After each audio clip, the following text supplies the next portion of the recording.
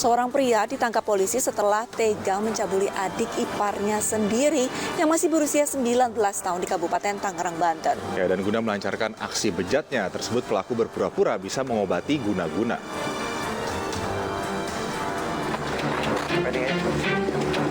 Dengan modus pengobatan gaib, pria 37 tahun ini melancarkan aksi cabulnya sebanyak 2 kali agar korban yang terkena guna-guna bisa segera mendapatkan jodoh.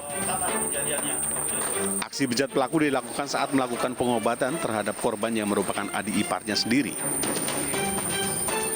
Namun setelah 2 kali mendapat aksi pencabulan tersebut, korban akhirnya bercerita kepada orang tuanya hingga akhirnya dilaporkan ke Polsek Rajek. MS, warga Rajek Kabupaten Tangerang, Banten, akhirnya diamankan polisi dengan tuduhan pencabulan. Dengan akal cerdik pelaku, seolah-olah dia bisa mengobati, akhirnya melakukan perbuatan cabul terhadap diri korban. Ya, hingga kejadian ini berulang. Kini pelaku mendekam di sel tahanan Polresta Tangerang dan dijerat pasal 289 KUHP tentang pencabulan dengan ancaman hukuman maksimal 9 tahun penjara. Dari Kabupaten Tangerang, Banten, Aimarani Ains melaporkan. Di Padang Panjang, Sumatera Barat, seorang guru ngaji mencabuli 11 muridnya. Miris ya, kasus ini terungkap setelah salah satu korban melapor ke orang tuanya mengenai perilaku gurunya tersebut.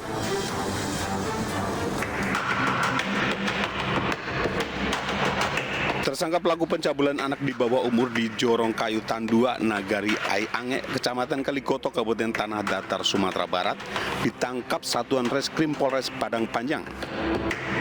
Tersangka ZH, guru ngaji, melakukan tindak pelecehan seksual terhadap murid-muridnya.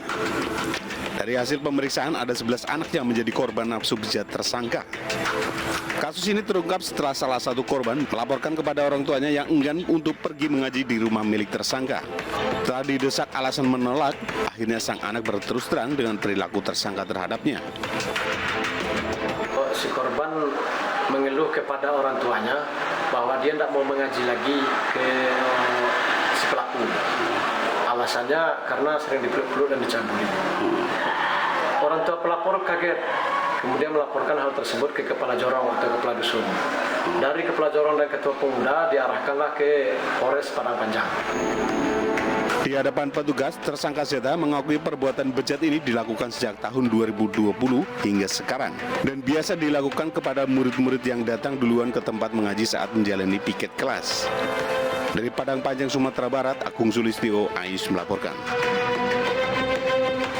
Julianto Eka Putra, terdakwa kasus kekerasan seksual, dituntut hukuman 15 tahun penjara. Ya, tuntutan ini disampaikan jaksa penuntut umum dalam sidang yang digelar di Pengadilan Negeri Malang pada Rabu siang kemarin.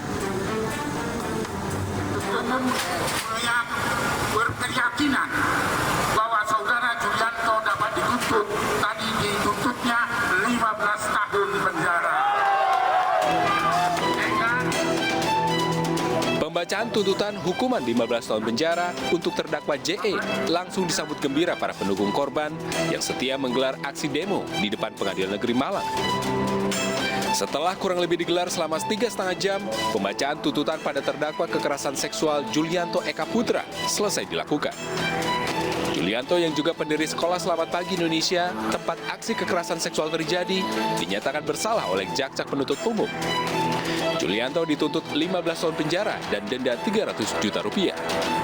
Kepala Kejaksaan Negeri Kota Batu, Agus Rujito menyampaikan, Julianto dikenai pasal 81 ayat 2 Undang-Undang Nomor 23 Tahun 2002 tentang Perlindungan Anak. Terdakwa dituntut 15 tahun.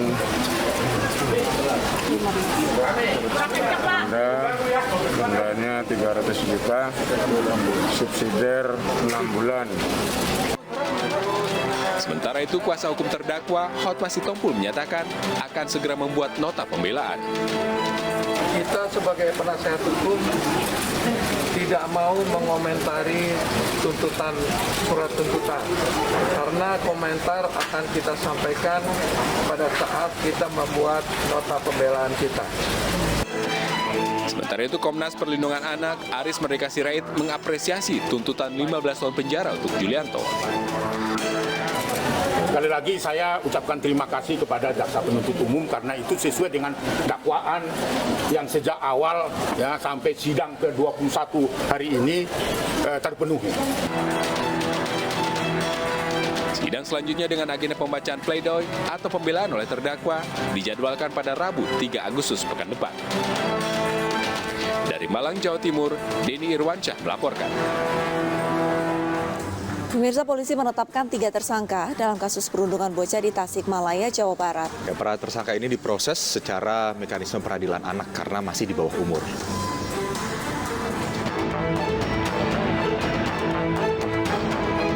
Tiga orang ditetapkan sebagai tersangka dalam kasus perundungan terhadap seorang bocah di Tasikmalaya, Jawa Barat yang berujung meninggalnya korban. 3 tersangka merupakan teman sebaya korban yang juga masih di bawah umur. Polisi menggunakan mekanisme peradilan anak sehingga ketiga tersangka tidak ditahan. Mereka dikembalikan ke orang tua dengan pengawasan dari Badan Pemasyarakatan. Proses penanganan kasus bullying yang di Polres Tasikmalaya sekarang sudah memasuki tahap penyidikan, sehingga sudah ditetapkan tersangka dalam hal ini 3 anak yang terdapat dalam video tersebut. Pasal yang diterapkan adalah Pasal 80 Junto 76C Undang-Undang Nomor 35 Tahun 2014 tentang Perlindungan Anak, yang ancaman hukumannya bisa mencapai 15 tahun. Sebelumnya, seorang bocah 11 tahun di Tasikmalaya, Jawa Barat meninggal dunia diduga akibat depresi. Korban dipaksa berbuat asusila dengan seekor kucing, direkam, dan videonya viral di media sosial.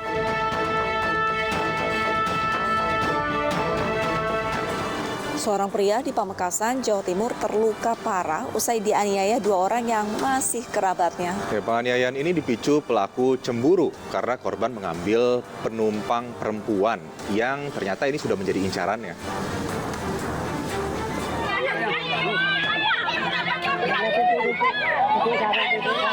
Keluarga panik dan membawa Muhammad Syafiuddin yang terluka di kepala usai dianiaya 2 pria yang juga masih kerabatnya di Desa Tera, Pamekasan, Jawa Timur. Korban dianiaya ketika baru saja pulang bekerja menarik becak motor. 2 pelaku diketahui tiba-tiba langsung masuk ke rumah korban dan menganiaya.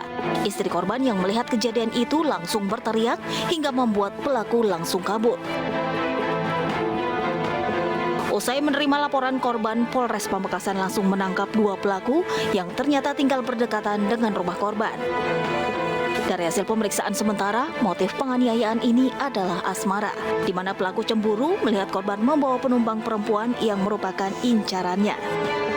Kalau untuk motifnya sementara ini masih kita dalami, masih kita lakukan penyidikan lebih lanjut terkait motif utamanya apa. Cuma dari beberapa keterangan saksi ada indikasi motif asmara. Gitu. Ada pembunuhan dari tersangka kepada korban. 2 pelaku kini mendekam di sel tahanan Polres Pamekasan dan dijerat pasal penganiayaan berat dengan ancaman hukuman 12 tahun penjara. Sementara akibat penganiayaan, korban harus dirawat di Rumah Sakit Slamet Martogiro Pamekasan karena luka parah di kepala. Diduga berselingkuh dengan istri anggota TNI, seorang oknum perwira polisi digerebek warga di Jombang, Jawa Timur. Ya, karena berusaha kabur, oknum polisi ini nyaris jadi sasaran main hakim sendiri oleh warga.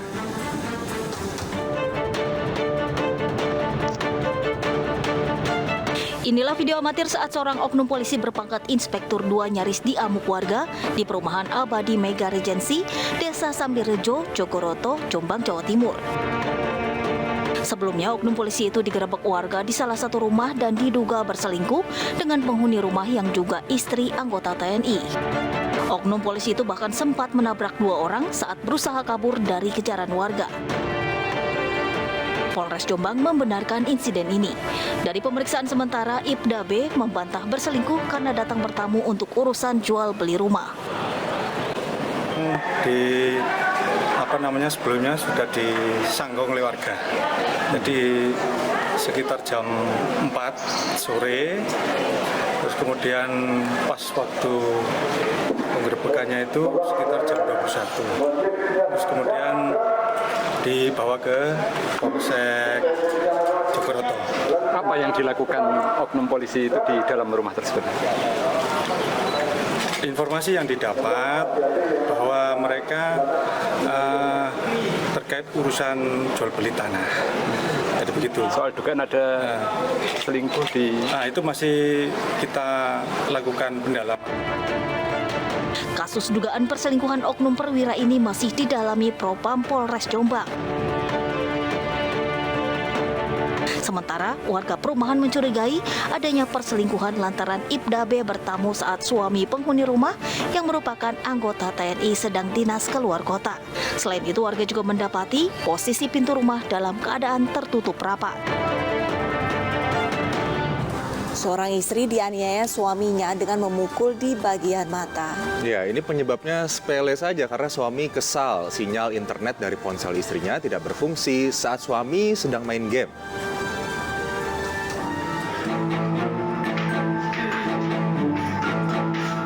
Wanita berusia 26 tahun ini melaporkan suaminya ke Polsek Datuk Bandar Tanjung Balai, Sumatera Utara. Istri melaporkan suaminya karena dianiaya. Ia ditinju di bagian mata hanya karena jaringan hotspot dari handphonenya mati. Akibatnya terdapat luka lebam di bagian mata. Atas laporan tersebut, petugas kepolisian langsung menangkap pelaku dengan memintai keterangannya. Dalam rumahnya saat itu tersangka bermain game dengan menggunakan hotspot dari istrinya.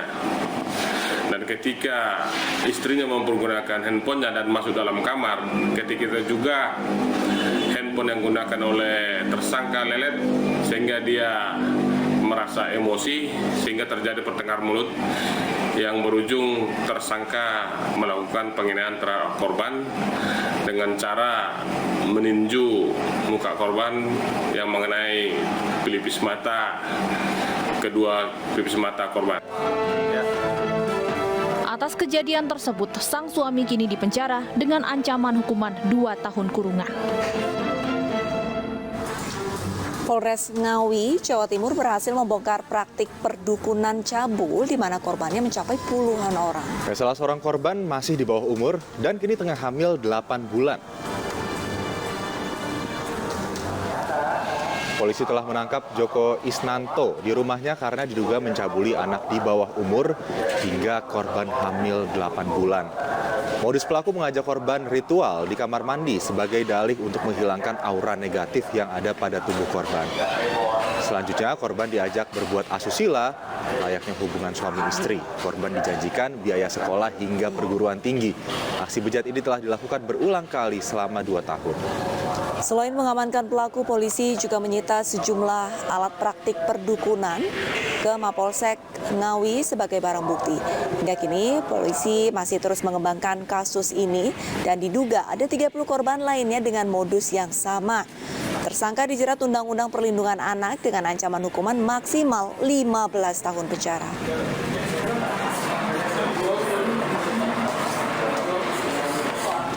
Baik, langsung saja untuk mengetahui informasi selengkapnya, kita akan bergabung bersama Kasat Reskrim Polres Ngawi, AKP Agung Joko Haryono. Selamat pagi, Pak Agung. Selamat pagi. Pak Agung, seperti apa sih pengungkapan kasus ini bermulanya? Ya, jadi awalnya pada sekitar bulan Februari 2020, keluarga korban ini, terutama bapaknya, itu menderita sakit diganggu oleh makhluk halus, keterangan keluarga korban. Kemudian keluarga korban ini meminta bantuan dari tersangka DI yang dikenal bisa menyembuhkan dari penyakit seperti itu. Kemudian secara berangsur-angsur penyakit dari bapak korban ini sembuh. Nah, sejak itu tersangka ini sering datang ke rumah keluarga korban dan menjadi akrab dengan korban.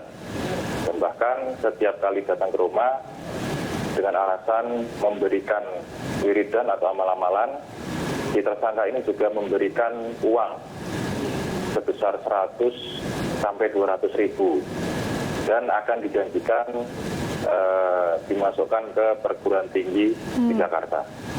Kemudian pada bulan Juni 2020 tersangka mendatangi rumah korban dengan alasan untuk memberikan wiridan kembali. dan tersangka bilang kepada orang tua korban bahwa wiridan ini harus dilaksanakan di luar rumah. Karena keluarga korban ini sudah percaya, kemudian orang tua korban ini keluar rumah dan meninggalkan korban dengan tersangka sendirian di rumah. Jadi awalnya justru Jadi awalnya justru memang ini orang tua korban menemani sang korban begitu ya untuk tersangka. Nah, saat ini berdasarkan keterangan tersangka sendiri, Pak Agung, ada berapa total korban? Ya, jadi menurut pengakuan tersangka, sejauh ini ada 5 korban. Dari polisi sendiri, apakah memeriksa korban-korban yang memang sudah melapor gitu Pak? Adanya kemungkinan korban-korban lain yang enggan ataupun takut untuk melapor ke polisi atau mungkin juga takut untuk melapor ke orang tuanya? Ya, jadi begini. Untuk para korban yang selain yang dilaporkan polisi ini kami sudah mengantongi. Namun untuk para korban tersebut untuk sementara ini masih takut untuk melapor. Namun Bapak Kapolres Ngawi membentuk Satgas Perlindungan Perempuan dan Anak untuk mengantisipasi maraknya kejadian pencabulan tersebut, dan bagi korban yang merasa dirugikan dalam hal ini bisa melapor ke hotline kami ke nomor 0851 618 7080. Oke, tadi sudah ada nomor posko yang bisa diadukan oleh masyarakat ya jika mengalami kejadian serupa terindikasi. Tapi Pak Agung, mungkin terakhir ini kan korban melakukan ritual-ritual tertentu ya untuk kemudian menggoda, mengiming-imingi korbannya dan akhirnya terjadilah perilaku bejat tersebut. Tapi kalau misalnya berdasarkan keterangan korban, itu pekerjaan yang ia lakukan sudah berapa banyak pasien yang ia obati gitu Pak? Untuk sementara ini berapa banyak masih dalam penyelidikan lebih lanjut. Baik, terima kasih banyak Pak KP Agung Joko Haryono, Kasat Reskrim Polres Ngawi sudah bergabung bersama kami di Lapor Polisi. Salam sehat Pak. Salam sehat, terima kasih. Pemirsa, pengeroyokan sopir truk di Blora menjadi viral di media sosial. Ya, ini diduga sopir truk mengendarai truk ini dengan ugal-ugalan di jalan.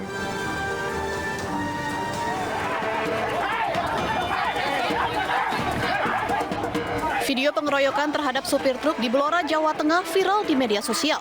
Dalam aksinya, warga menggunakan batu hingga bambu untuk merusak truk. Beruntung saat kejadian ada polisi sehingga supir truk langsung diamankan. Setelah dilakukan penyelidikan, ternyata terjadi kesalahpahaman saat korban menyangka sopir truk akan berbuat jahat. Sebelumnya, 2 orang perempuan ketakutan dengan tingkah supir truk yang ugal-ugalan di jalan. Mereka meminta bantuan kepada kakaknya hingga sang kakak mengerahkan massa untuk mengejar truk. Jadi satu miskomunikasi dalam apa? Ada salah satu keluarga mengambil uang di BCA dia ketemu dengan truk. Nah, kalau yang ngambil cewek-cewek, dia ketakutan karena truk ini ugal-ugalan. Kiranya dari ibu-ibu tadi salah satu dari pelaku kejahatan.